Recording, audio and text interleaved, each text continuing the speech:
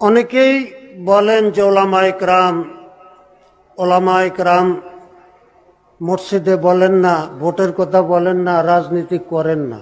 আন্নাসু আদাউল lima জাহিলু, যে যে কাজ জানে না, যে কাজ শিখে নাই, যে কাজ করে নাই, সেই কাজ করতে পারে না। আমাদের কওমি মাদ্রাসাগুলোতে কি ইসলামী সিয়াসত, ইসলামী রাজনীতি আছে পাঠ্যসূচিতে? আছে? তো রাজনীতি ওলামায়ে কেরাম কিভাবে করবেন? কিভাবে রাজনীতি করবেন? আমি তো এই মঞ্চে পর্যন্ত 10-15 বছর আগ থেকে বলে আসতেছি যে কওমি মাদ্রাসাগুলোতে দুইটি বিষয় দাখিলে নিসাব হওয়া দরকার। পাঠ্যসূচিতে দুইটা বিষয় অন্তর্ভুক্ত হওয়া দরকার। একটা হলো ইসলামী সিয়াসত, ইসলামী রাজনীতি। কোরআনে রাজনীতি নাই, আমার পেয়ারা রাসূল রাজনীতি করেন নাই, সেনাপ্রধানের দায়িত্ব পালন করেন নাই, রাষ্ট্রপ্রধানের দায়িত্ব পালন করেন নাই। তো এগুলো কেন কওমি মাদ্রাসার নিসাবে থাকবে না? আমরা শিখেছি চাঁদা কিভাবে কালেকশন করব, রশিদ বই নিয়ে কার কাছে যাব, কিভাবে যাব। ওই দুর্নীতিবাজগুলো সরকারি অর্থ আত্মসাৎ করে টাকার পাহাড় জমা করছে। আমরা তাদের কাছে রশিদ বই নিয়ে যাই, আমার মাদ্রাসা বিল্ডিং করা লাগবে, মোটরসাইকেল চার্জ করা লাগবে, বস এক বান্ডিল দিয়া দেয়। একটু গ্যারান্টটা শুনগা দেখে না যে আতরের গ্যারান্ট কর না পাখানার গ্যারান্ট।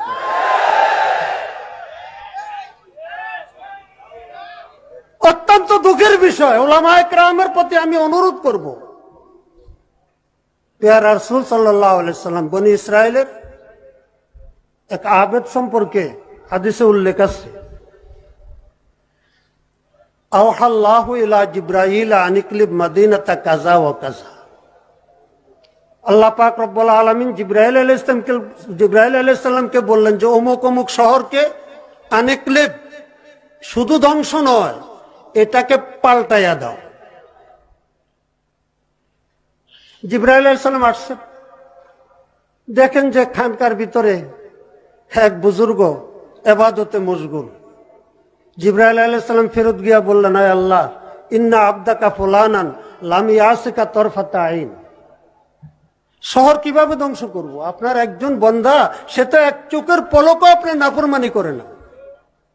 আল্লাহ পাক রব্বুল আলামিন বললেন, আরে তাকে সহ ধ্বংস করে দাও। কারণ কি? কফা ইন্না ওয়াজহাহু লাম ইয়াতামাআর ফিয়া কাত্তু। সে নিজেতে ইবাদত করতেছে, কিন্তু বাহিরে কি হইতেছে, হ্যাঁ, এ সম্পর্কে তার কোনো অন্তরে জ্বালা, হ্যাঁ, তার কোনো বেচাইনি পরিলক্ষিত হয় না। স্বাভাবিকভাবে মানুষ কষ্ট পাইলে, ব্যতীত হইলে তার কপালের মধ্যে দাগ পড়ে। আজকে দেশে কি হচ্ছে, কি ঘটছে দেশে? এই গত সপ্তাহের প্রথম দিকে পরিকল্পনা মন্ত্রী বলতেছে যে আমরা কেন্দ্র থেকে 100 টাকা পাঠাইলে গ্রামে গিয়া 10 টাকা পৌঁছে, বাকি 90 টাকা, বাকি 90 টাকা। এর অর্থ কি? 100 কোটি হলে 90 কোটি লুট, 10 কোটি হলে 9 কোটি লুট। এই লুট কারা করে? ইসলামী আন্দোলনের লোকেরা। হ্যাঁ, কারা করে? কারা করে? কারা করে? কারা করে?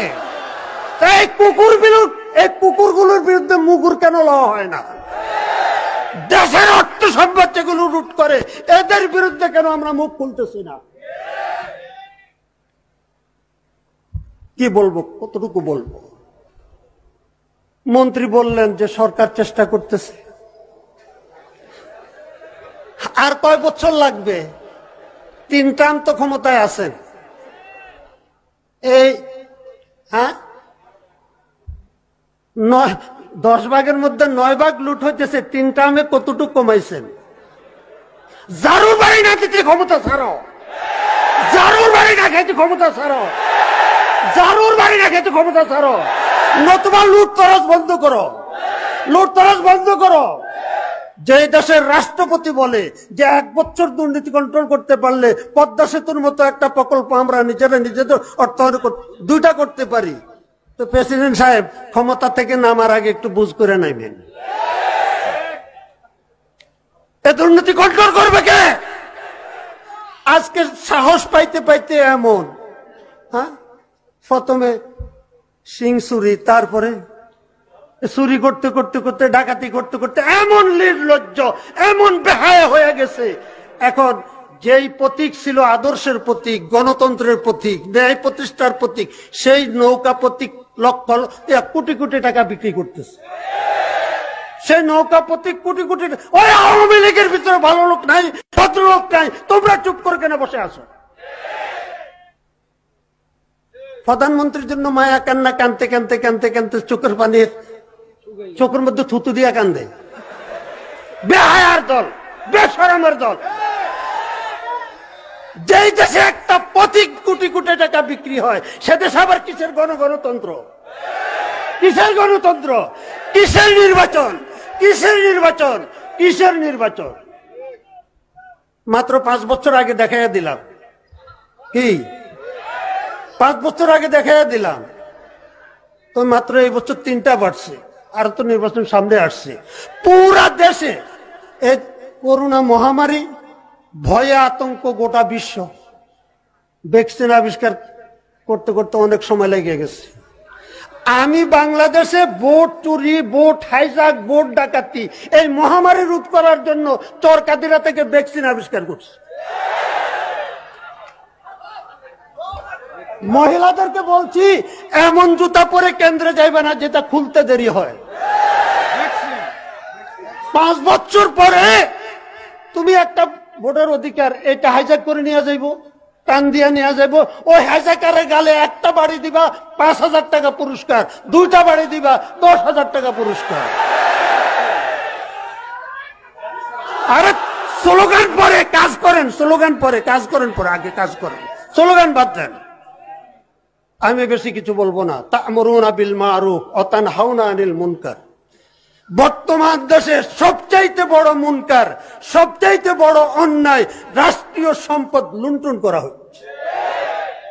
ইজাত তুখিজাল ফাইউ দুয়ালা, কিয়ামতের আলামত রাষ্ট্রীয় সম্পদকে নিজের বাপ দাদার সম্পদ মনে করবে। উলামায়ে কেরামের দৃষ্টি আকর্ষণ করতেছি, কিয়ামতের ময়দানে ফরিয়াদ করব, কিয়ামতের ময়দানে ফরিয়াদ করব, কিয়ামতের ময়দানে ফরিয়াদ করব। এই অন্যায়ের বিরুদ্ধে প্রতিবাদ করেছিলাম, উলামায়ে কেরাম সাড়া দেয় নাই, উলামায়ে কেরাম সাড়া দেয় নাই, উলামায়ে কেরাম সাড়া দেয় নাই। পরিশেষে একটি কথা বলবো, বহুত জোট দেখেছি, বহুত জোট দেখেছেন, করেছেন। এই মাত্র 2-1টা আসনের জন্য কত না কিছু করছেন ইসলামী দলগুলো। ভবিষ্যতে তামাশা করবেন না কিন্তু। আর যদি বাস্তবে ইসলাম প্রতিষ্ঠার জন্য রাজনীতি করে থাকেন, তাহলে ইসলামী আন্দোলনের সাথে জোটবদ্ধ হইয়া রাজনীতি করা ছাড়া আর কোনো পথ নাই, কোনো উপায় নাই। ওয়া আখিরু দাওয়ানা আলহামদুলিল্লাহ। সম্মানিত উপস্থিতি, সময় স্বল্পতার কারণে উল্লেখযোগ্য সিনিয়র নেতৃবৃন্দ আছেন।